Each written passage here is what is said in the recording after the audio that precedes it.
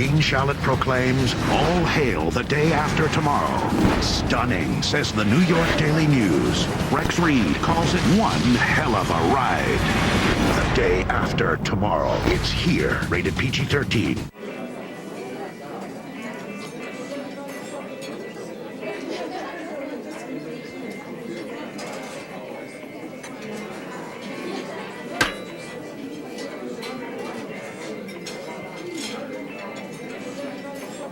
Good food. Just one more thing to love about Outback, where you can enjoy our crispy coconut shrimp and our fresh Atlantic salmon. Outback Steakhouse. No rules, just right. It's lights, camera, Vegas.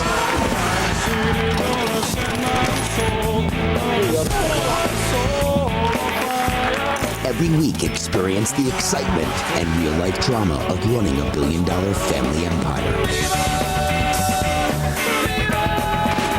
Somebody screwed up big time there. Someone will get fired. It's craziness. This is Vegas. American Casino, tomorrow at 8, only on the Discovery Channel.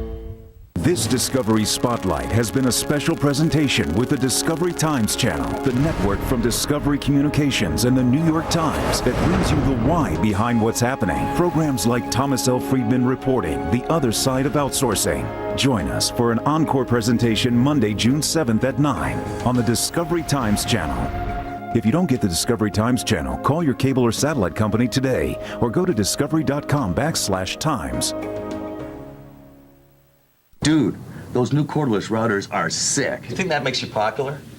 It doesn't. Don't even go there. That is just wrong. And I said, hello, I don't get a memo, I don't go to a meeting, okay? Go ahead, talk like a teenager. The Comcast Connections Any Distance package gives you unlimited local calling with tons of long distance and popular calling features. All this for less than $50 a month. And you can even keep your current number. Dude, what do you do about razor burn? Switching to Comcast is easy, so call now. Are you curious about your future? If you are, the talented psychics at Mystiques West can help you. I'm Ray Frazier, and this is my daughter, Wendy. We're the owners of the Mystiques West Metaphysical Center in Westland.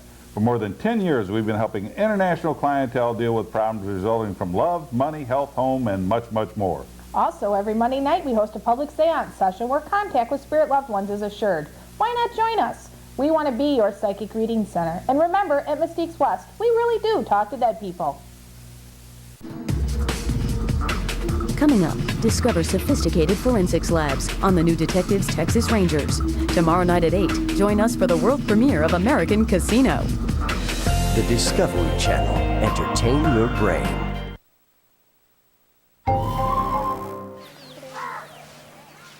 This is the campus of a company called Infosys, though it felt to me more like a luxury resort in the Caribbean than a cutting-edge technology company in Bangalore. It was here that the full magnitude of what the Indians have created began to sink in.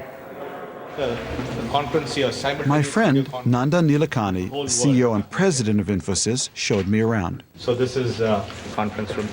Holy mackerel. Probably the largest screen in Asia. This is 40 digital screens. We could be sitting here, somebody from New York, London, Boston, San Francisco, all live. And maybe the implementation may be in Singapore, so the Singapore person could also be live here. And you're all woven together at the same meeting. That's globalization. Solutions to their IT problems. These guys have gone well beyond providing call centers for American companies. They are empowering some of the people of India. Many call center workers are using their salaries not only to buy American brands, but also to acquire MBAs or advanced technology degrees. With what seems like a tech college on every corner, hundreds of thousands of engineering and computer science graduates enter the job market each year. Infosys received in a single year 1 million applications for only 9,000 jobs. Indian companies are relied on by some of the biggest businesses in the world, not only to manage their backroom operations, but to research, develop, and design the next generation of modern technology. In fact, they have become so integral to the day-to-day operations of the global economy that they've had a significant impact on the geopolitical conflicts that have plagued South Asia for so long. Last time I was here, in 2002, India and Pakistan were once again rattling their nuclear sabers.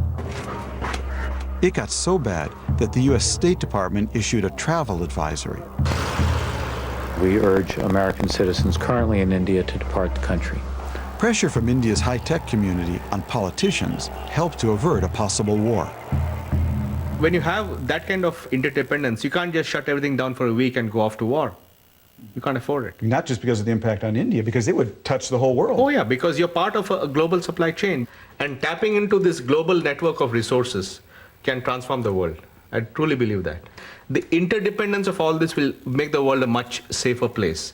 You touch on something that I've been worried about with a young Arab or young Muslim from Saudi Arabia or Egypt, who's having a much harder time being able to participate in this global system. Yeah. That's not healthy for us. I agree with you totally. I think all these young people may be forced to choose a path of alienation, and I think it's in our collective self-interest to make the world a safer place, to make sure that every one of them is able to pursue the right positive aspirations rather than a path of alienation. I've always found it interesting that though India has the second largest Muslim population in the world, numbering more than 150 million, there were no Indian Muslims involved in the 9/11 attacks. But there are plenty of Muslims working at places like Infosys and Wipro. In fact, the chairman of Wipro, Azim Premji, is an Indian Muslim. He believes that expanding opportunities to Muslims in Arab countries not only makes the world safer, but also makes good business sense. One of the things which we are doing for building business with the Middle East is we are targeting Arab citizens studying in Indian engineering colleges for recruitment to work for us as a company back in their countries. I go to these call centers, I meet kids full of pride, dignity, and self-worth. People like that don't plow airplanes into World Trade Centers. Yes, absolutely. The big challenge we have in front of us is create enough economic engines of job creation for all these youngsters.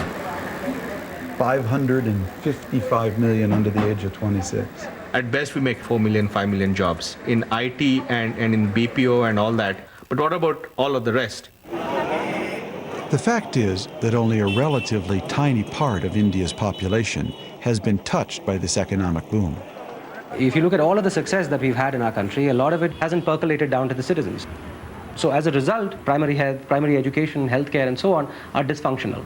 Ramesh Ramanathan is co-founder of Janagraha, a citizens advocacy group. I could take you 100 yards away from here, where you could think that you could be in one of the most abysmal parts of sub-Saharan Africa. There is no water supply, no sanitation. There are children who are not going to regular primary schools. This is the same city which is servicing the IT boom.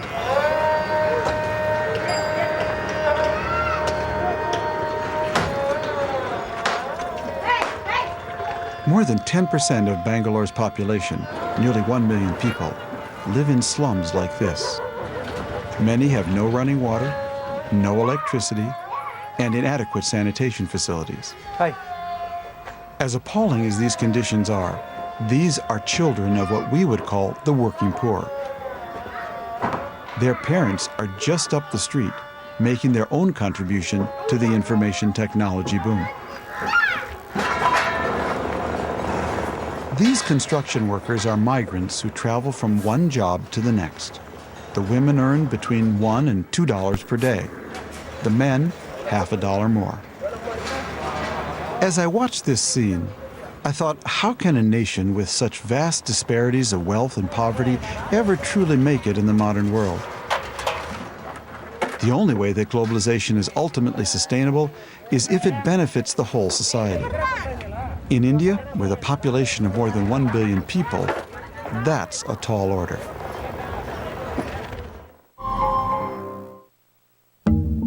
Every investor wants to get ahead. Every investor has a destination. The job at Janus is getting every investor closer. Janus is delivering, pushing hard for performance, offering more investment choices. Janus is working to earn every investor's confidence, every step of the way. Get there. Janus Capital Group. You want to split something? Nah, I'm actually pretty hungry. What are you going to get? I'm thinking turkey leg.